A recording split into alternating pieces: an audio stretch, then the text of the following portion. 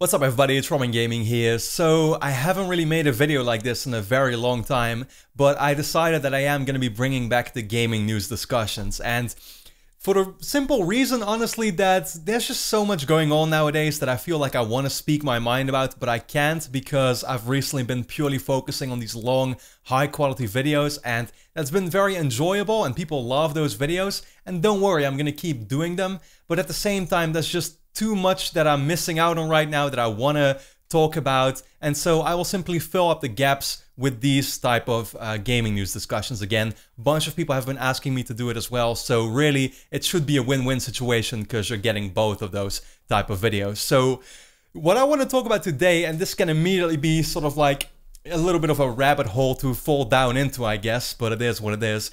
It's about this recent controversy that's been going on with CD Projekt Red. They are of course the developers of The Witcher 3 and of coming up Cyberpunk 2077, which is a highly anticipated game. Now, what happened is that they didn't even post a tweet themselves, they just replied to somebody on Twitter. Somebody, you know, some fan or whatever of the game or of the studio said, "Guys, I can't wait for your game to come out." And because he had formulated it in such a way, they responded to his tweet by saying, "Did you just assume their gender?" or something like that. Which, if you spend any amount of time on the internet nowadays, you know that this is a very popular meme. It's just a joke. You know, there's like a small group of people that will act like it's transphobic or something.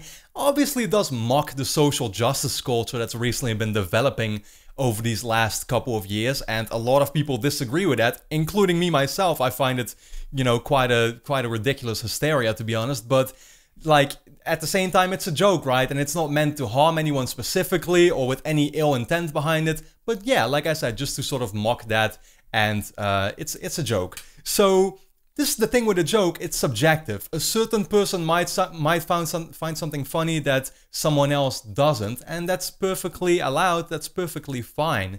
If you don't like a certain joke, you're also allowed to critique it, you're allowed to simply walk away, that's all fine. Where I draw the line is when people start taking it to the extremes and they start demanding things all of a sudden. And that's the problem with this small group of people that this video is going to be about, is that of course there were a couple of people that found out about this tweet, and immediately what you get is all the replies to the tweet demanding them to take down their tweet, delete it, form an apology, donate to a transgender charity or something like that. Ridiculous stuff like that.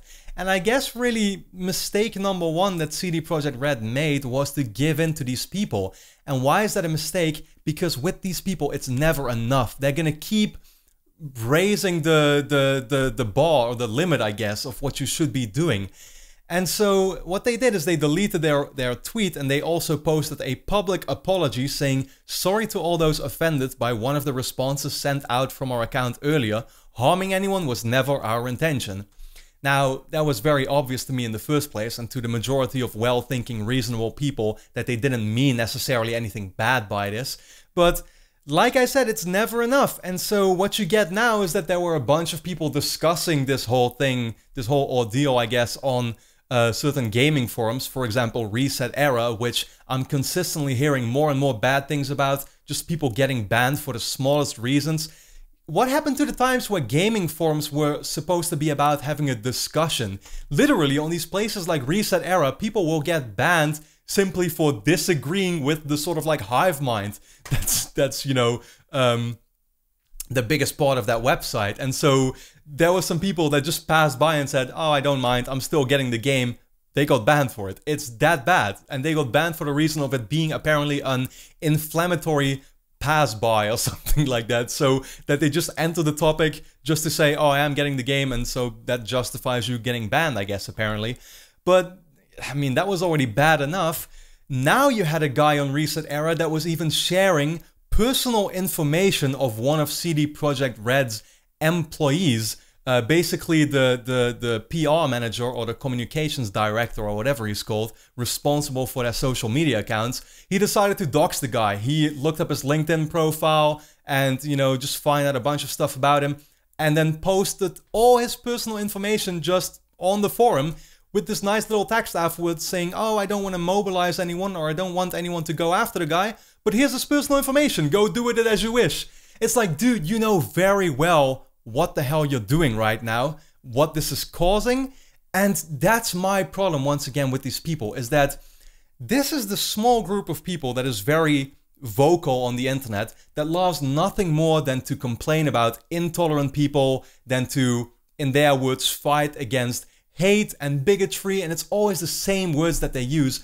You'll find that if you look into these people, they are some of the most intolerant people that you can find out there, that can't handle it when somebody disagrees with their opinion, that, you know, that immediately will revolt or resort to this authoritarian sort of like behavior of demanding things and going after people, trying for there to be big consequences, getting them fired, stuff like that.